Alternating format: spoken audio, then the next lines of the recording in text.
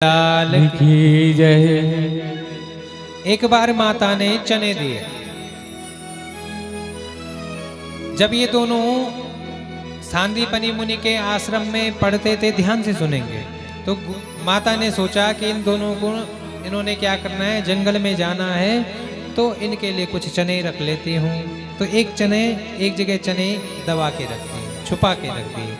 जैसे ही छुपाए तभी दुर्वासा ऋषि आ गए। दुर्वासा ऋषि ने कहा, मैया भूख लगी है, कुछ है क्या?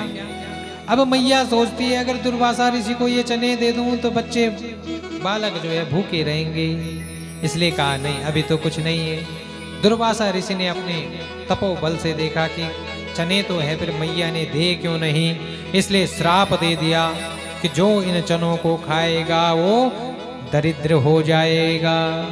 अब जैसे ही कहा कि दरिद्र हो जाएगा, तो ये कृत्य कौन देख रहा है?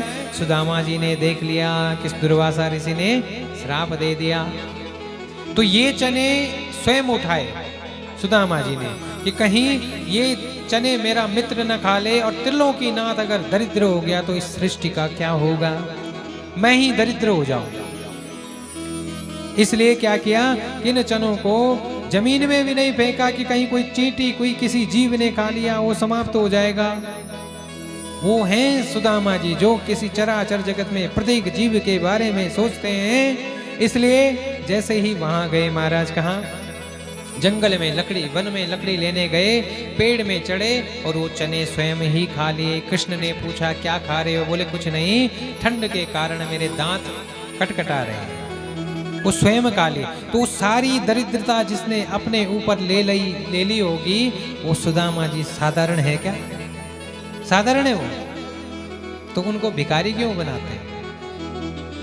अरे झांकी निकालनी है कभी तो ऐसी झांकी बनाओ कि दुनिया देखती रह जाए कि सुदामा जी कौन थे, उत्तम ब्राह्मण थे सुदामा जी। इसलिए भगवान ने उनके साथ मित्रता क्यों की, ये भी तो सोचो कि सुदामा जी को जो इतने, जिनको कहते हैं कि दरिद्र हैं, ऐसे दरिद्र व्यक्ति से भगवान क्यों मित्रता करेंगे, है ना? तो कहने का अर्थ है भगवान के परम सखा है। तो मैया ने कहा कि क्यों ना तुम वहां जाओ।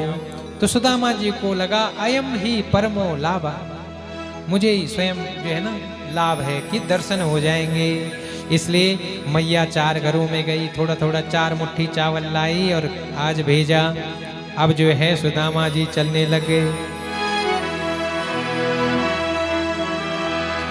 दूर नगरी, बड़ी दूर नगरी, कान्हा दूर नगरी, बड़ी दूर नगरी, कैसे आऊं रे कन्हैया, कैसे आऊं रे कन्हैया, तेरी द्वारिका नगरी, बड़ी दूर नगरी, कान्हा दूर नगरी, बड़ी दूर नगरी, दूर नगरी, कान्हा दूर नगरी, बड़ी दूर नगरी, बड़ी दूर नगरी।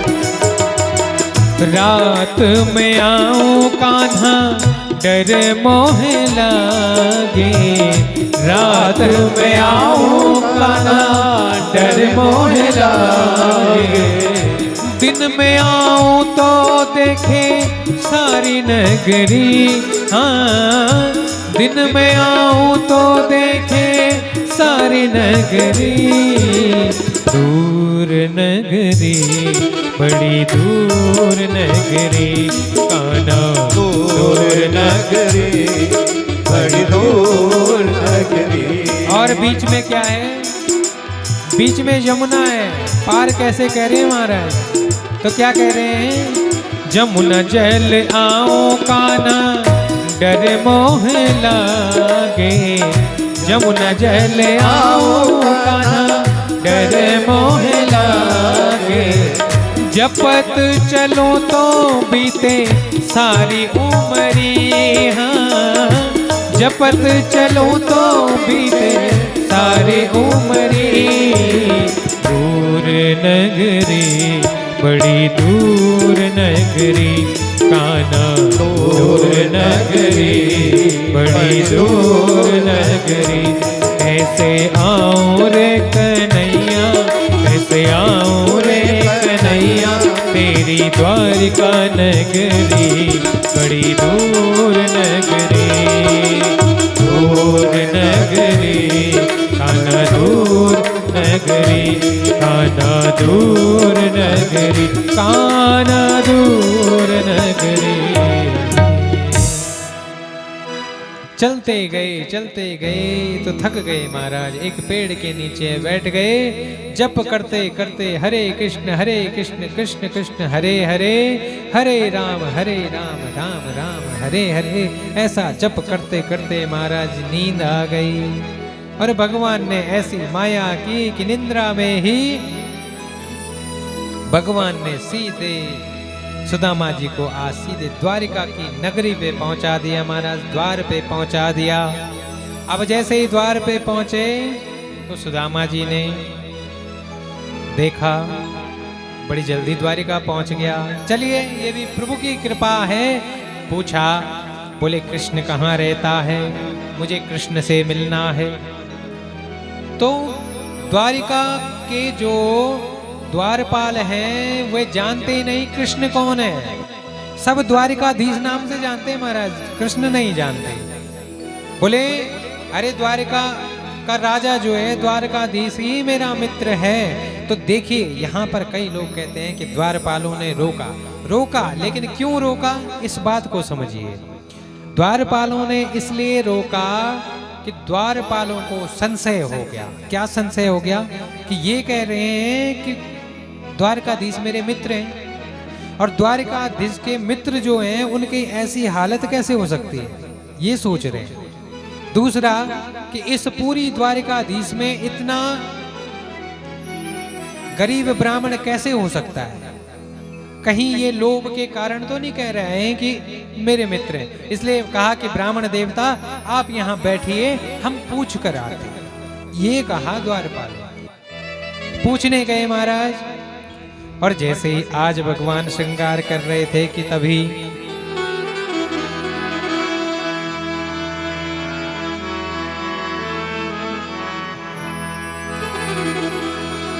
द्वारपालों ने भगवान से कहा कि भगवान आज एक अद्भुत ब्राह्मण आया है। बोले कैसा ब्राह्मण? बोले शीस पगन जगतन में प्रभु जान को आई बस्यो के ग्रामा। धोती फटी सिलटी दुपट्टी तनो पाए उपान की नहीं सामा। द्वार खड़ो तुझ दुर्बल एक, द्वार खड़ो तुझ दुर्बल एक, रहो चक्की सो वसुधा विरामा। और क्या? पूछत दीन दयाल को धाम, बतावत आपनो। पूछत दीन दयाल को धाम, बतावत आपनो नाम सुदामा।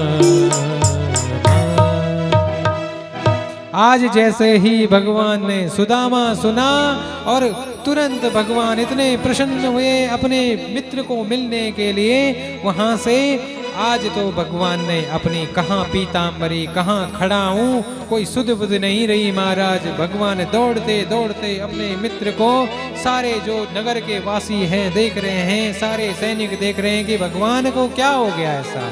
सारी रानियां थाली को पकड़े हुए हैं, श्रृंगार की थाली वैसे की वैसी, और भगवान दौड़ते दौड़ते जैसे ही सुदामा जी के पास पहुंचे और सुदामा जी को गले में अंक में भर लिया महाराज। बोले कृष्ण कन्हैया लाल की। अब जैसे ही भगवान ने इन ब्राह्मण देवता को अंक में भरा और सारी प्रजा देखने लग गई महाराज। सारी प्रजा सोचने लग गई कि ये ऐसा कौन सा ब्राह्मण आया है, ऐसा कैसा ब्राह्मण है जिसके लिए भगवान अपने शुद्ध बुद्ध ही खो गए हैं। सुंदर सुदामा जी तो वापस लौटने वाले थे कि इतने बड़े राजा से मैं कैसे मिलूंगा, लेकिन भगवान ने कहा सुदामा वापस जा रहा। अरे एक बार सोचा नहीं कि तेरा मित्र आज भी वही है जो पहले था। अब क्या हुआ, सुदामा जी को अंदर कक्ष में ले गए महाराज। अब जैसे अपने सिंहासन में बिठाया, सुदामा जी को बोले कृष्ण कन्हैया लाल की जय हो। सारी रानियां चकित होकर देख रही हैं कि ऐसा कौन सा विकट ब्राह्मण आया है कि जिसके लिए भगवान जिसकी इतनी सेवा कर रहे हैं। आज जैसे ही रानियों को आदेश दिया कि भाई जल लेकर आओ, भगवान पाद प्रक्षालन करना चाहते हैं। और जैसे ही सुदामा जी के पांव को देखा महाराज, और पांव को देखते ही देखा कि कंटक जाल लगे हुए महाराज, कांटे चुभे हुए हैं और खून ही को बह रहा है। तो सुदामा जी से कहने लग गए, ऐसे बेहाल बिवाइन सो कंटक जाल लगे पुनि जोए, हाय महा दुख पायो सखा तुम आए इतना किते दिन खोए। हे सुदामा, अरे तुम आए क्यों नहीं इतने दिन से? तुम्हारी स्थिति देखकर मुझे रोना आ रहा है। और क्या किया, देखी सुदामा की दीन दशा, करुणा करके करुणा निधि रोए। इतना रोए महाराज, इतना रोए कि पानी पर रात को हाथ छुयो नहीं, नैनन के जल सौ पग धोए। सुदामा जी के पांव को देखकर आंखों में अश्रुधारा, और इतनी अश्रुधारा बही महाराज कि आज आंखों के अश्रु जल से ही सुदामा जी के पांव धो दिए। इसके बाद अपनी दुपट्टी उठाई, अपना पीतांबर उठाया और सुदामा जी के पांव को पोंछने लग गए महाराज भगवान। ये है सुदामा जी। अब सुंदर आसन में बिठाया, और इसके बाद सारी रानियां जब आई तो रानियां अचंभित हैं, ऐसा कौन सा ब्राह्मण आ गया। अब जैसे ही भगवान ने क्या किया, भगवान ने कहा कि अब सुदामा जी आप जो है सुंदर स्नान कराया, उसके बाद सुंदर नए कपड़े पहनाए, आज सुदामा जी को कपड़े पहनाए और सुंदर भोजन कराया। जैसे ही पहला निवाला पकड़ने वाले थे सुदामा जी, तभी जो है याद आ गई कि मेरे बच्चों ने भोजन नहीं किया होगा। अरे पिता छत होते हैं महाराज, माँ घर की रौनक है और पिता छत है। आज पिता को याद आ गया कि मेरे बच्चे न जाने कितने दिन से भूखे हैं, खाते होंगे कि नहीं खाते होंगे। वो निवाला ऐसे ही रखने वाले थे कि तभी कान्हा जी समझ गए, और कन्हैया ने ऐसी कृपा की कि आज जो है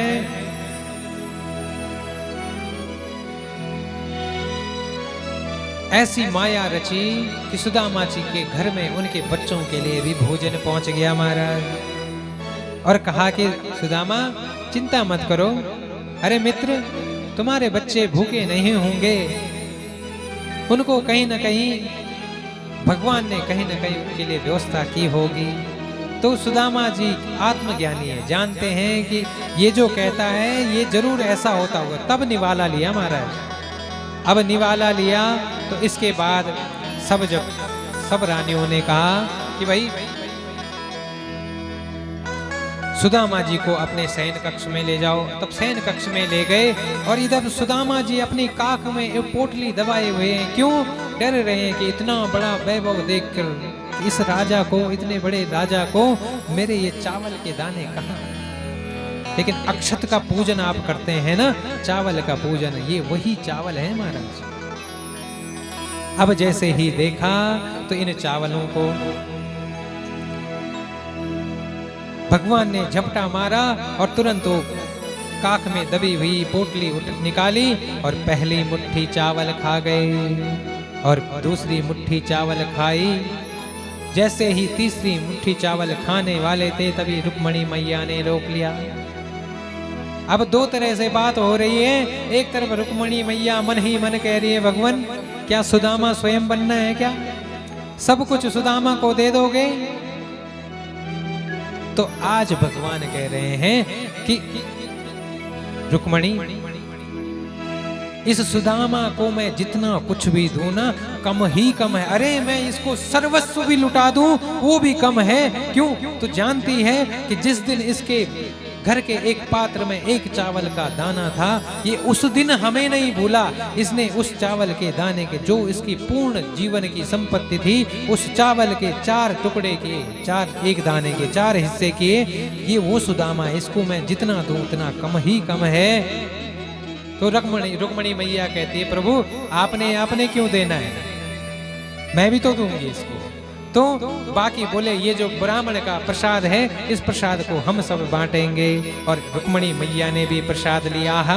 और इधर जो है भगवान ने विश्वकर्मा को आदेश दिया कि जैसी मेरी द्वारिका है ऐसी ही द्वारिका सुदामा की बननी चाहिए। और उधर रुक्मणी मैया ने आज सुशीला मैया को चिर सौभाग्यवती का वरदान दिया महाराज, कि हमेशा सौभाग्यवती हो। और चिर सौभाग्यवती का मतलब है कि जवान रहो, हमेशा जवान रहो। और खूब सारा उनको अन्न धन दिया। अब तो सुदामापुरी बन गई महाराज। ऐसा तो सबसे कहा कि भाई ब्राह्मण का आशीर्वाद लो। अब रानियां आई, एक आई, दूसरी आई, तीसरी आई। सुदामा जी ने सोचा 2-4 होंगी, चलो भाई हैं, सौभाग्यवती भवा, सौभाग्यवती भवा। अब 1000, 2000, 3000। सुदामा जी का हाथ थक गया महाराज। बोले कितनी है ये तो बता दे। बोले आप तो बस आशीर्वाद देते जाओ। अरे बोला मेरा हाथ थक गया है, मैं कब तक आशीर्वाद दूंगा। एक काम कर, इन सब के बदले मैं तुझे ही आशीर्वाद देता हूँ। तो भगवान को जिसने आशीर्वाद दिया है, विप्र प्रसाद धरणी धरो हम विप्र प्रसाद कलमला भरो हम विप्र प्रसाद अजिदा जिदो हम विप्र प्रसाद मम राम रामम। ब्राह्मणों के आशीर्वाद से बोले मैं इस धरा को धारण करता हूँ। ब्राह्मणों के आशीर्वाद से मैं लक्ष्मी का मैंने वर्ण किया है। ब्राह्मणों के आशीर्वाद से मैं हमेशा विजयी होता हूँ। और ब्राह्मणों के आशीर्वाद के ही कारण मेरा नाम राम है। बोले कृष्ण कन्हैया लाल की जय। अपना सब दे दिया महाराज। अब सुदामा जी देखिए, सुदाम भगवान देते हैं तो परीक्षा भी लेते हैं। परीक्षा क्या ली? बोले कृष्ण कन्हैया लाल की। ठंड लग रही है, ठंड लग रही है। कथा आनंद आ रहा है? जिसको आनंद आ रहा है खड़े करें, ठीक है। तो जैसे ही आज भगवान परीक्षा लेना चाहते थे, सुदामा जी ने कहा मित्र बहुत दिन हो गए हैं, अब अपने देश की याद आ रही है, अपने गांव की याद आ रही है, अपने पुत्रों की याद आ रही है, मुझे जाना चाहिए। तो बोले हाँ हाँ जरूर जाओ, लेकिन जो तुमने ये पहना है इसको यहीं छोड़ के जाना। जो ये वस्त्र हैं इनको यहीं छोड़ कर जाना। अब सुदामा जी सोचने लग गए कि ये द्वारकाधीश होकर इतना कंजूस कैसे हो गया। फिर क्या सोचा कि बोले होई सोई जो राम रचि राखा, का करी तरक बड़ा वही साका। जो राम ने सोचा होगा, जो मेरे कान्हा ने सोचा होगा। अरे हम तो आए ही यहाँ बिना वस्त्र के थे, तो लेकर क्या जाएंगे। यहाँ पर एक भगवान एक सभी को एक संदेश देना चाहते हैं कि सुदामा जी की तरह मैं देता सबको हूँ, लेकिन अंत में जब जाते हैं तो सब वहाँ का वहाँ ही होना चाहिए, ये भगवान कहना चाहते हैं। इसके बाद सुदामा जी जैसे अपने नगर में पहुँचे महाराज, आज तो सुदामा मंदिर देख डरे। सुदामा जी ने देखा बड़ा सा राजमहल। बोले अरे बड़ी मुश्किल से एक झोपड़ी थी, वो भी अतिक्रमण में चली गई। आजकल अतिक्रमण बहुत हो रहा है, सरकार बहुत ले रही है आजकल जो अतिक्रमण की जमीन है। सोचा बोले यहाँ रोड आ गई, महल बन गया, एक बड़ी मुश्किल से एक झोपड़ी थी वो भी गई। द्वारिका जाकर तो नुकसान हो गया। लेकिन तभी देखा कि राजमहल से एक सुंदर स्त्री एक आरती की थाल लेकर और सुदामा जी की आरती उतारने लग गई महाराज। सुदामा जी की आरती जैसे ही उतारी तो सुदामा जी ने कहा देवी तुम कौन हो। बोले स्वामी तुम मुझे पहचानते नहीं कि मैं आपकी दासी हूँ। दासी? अरे सुशीला इतनी ठाट बाट कैसे? बोले प्रभु मैं इसीलिए कहती थी आपको कि आप एक बार जाओ तो सही इनके द्वारे। जो हरि के द्वारे जाएगा उसकी संपूर्ण मनोकामना पूर्ण होगी। तो सुदामा जी ने कहा, सुशीला ये सब तुम्हें चाहिए था, ये मुझे नहीं चाहिए था। मैं तो हरि भजन को चला, तभी भगवान स्वयं पीछे पीछे दौड़ करके ये मेरा प्रसाद है, इस प्रसाद को ग्रहण कर। और तब हनुमान सुदामा जी ने उस सुदामापुरी के राजा बने। बोले कृष्ण कन्हैया लाल की जय हो। दरबार हजारों है, ऐसा दरबार कहाँ। दरबार हजारों है, ऐसा दरबार कहाँ। जो श्याम से मिल जाए, ऐसा वो प्यार कहाँ। जो श्याम से मिल जाए, ऐसा वो प्यार कहाँ। सबके मन की बातें बड़े ध्यान से सुनता है। सबके मन की बातें बड़े ध्यान से सुनता है। फरियाद सुने सबकी और पूरी भी करता है। फरियाद सुने सबकी और पूरी भी करता है। मांगे जो मिल जाए, मांगे जो मिल जाए, ऐसा वो प्यार कहाँ। दरबार हजारों है, ऐसा दरबार कहाँ। बोले सच्चे दरबार की जय हो।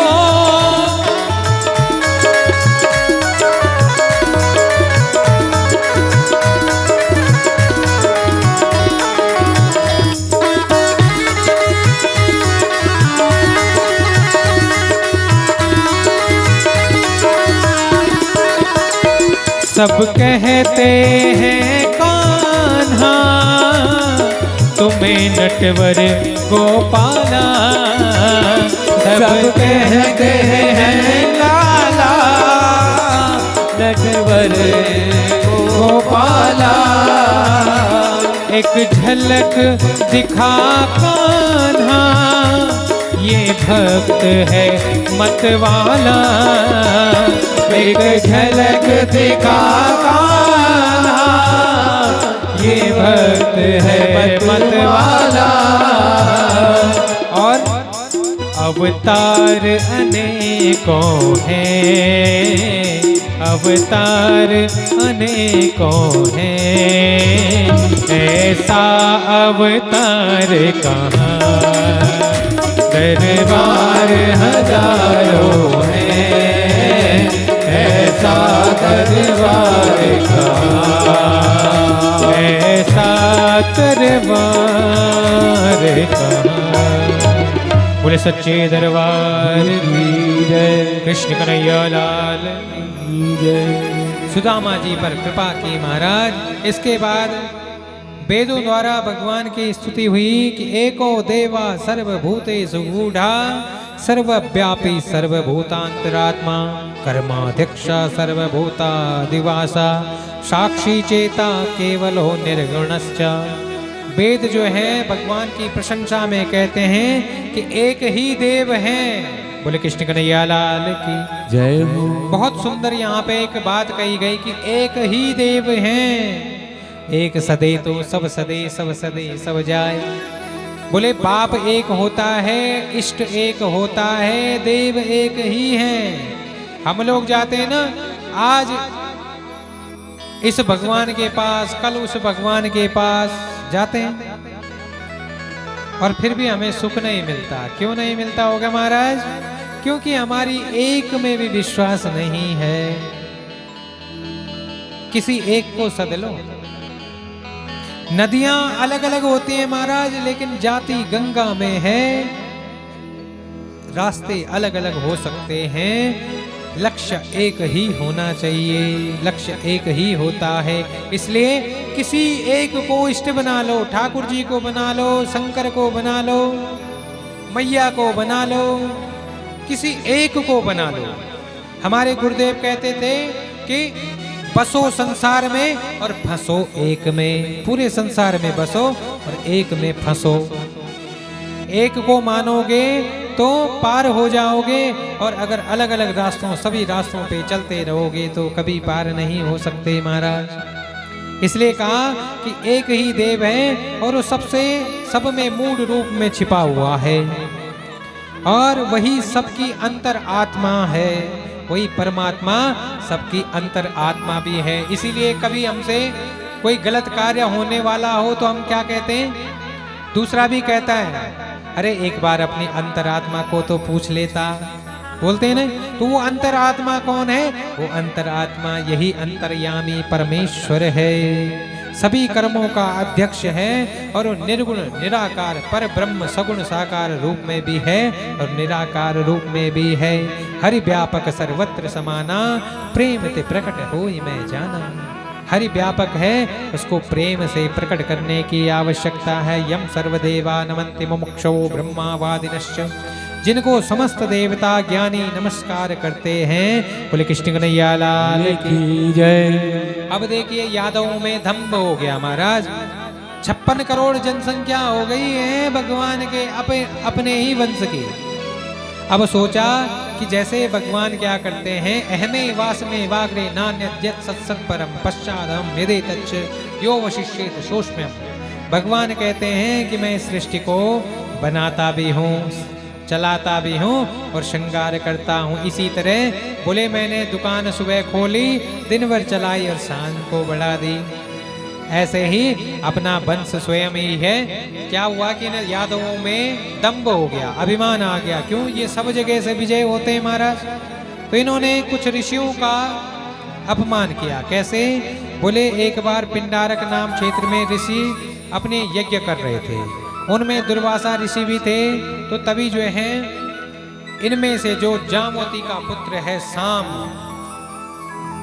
ये सांब जो है इन ऋषियों के पास गया। इसने अपने उदर पर कपड़े बांधे और स्त्री का वेश बनाया और ऋषियों से पूछने लग गए कि महाराज बताइए ना, इसका पुत्र होगा या पुत्री होगी? सारे संत इनसे दूर होते हैं, सब जानते हैं कि इनको दंभ अभिमान हो गया। लेकिन दुर्वासा ऋषि को जैसे ही पूछा, दुर्वासा ऋषि ने श्राप दे दिया महाराज। बोला एवं प्रलब्धा मुनयस तानुचु कुपिता नृपा जनयस्यति वो मंदा मूसलम कुलनाशनम। बोले ना इससे कोई बेटा होगा ना इससे कोई बेटी होगी, इससे तो एक मूसल पैदा होगा और वो मूसल तुम्हारे सारे वंश का नाश करेगा। श्राप दिवा दिया भगवान ने। अब जो है जैसे उग्रसेन को पता चला, इन्होंने क्या किया, ये जो मूसल निकला, इस मूसल को इन्होंने पीस कर और समुद्र के किनारे फेंक दिया। और वही समुद्र के किनारे वही मूसल बाद में घास के रूप में, जिसको एरका नाम की घास कहते हैं, वो एरका नाम की घास बन गया।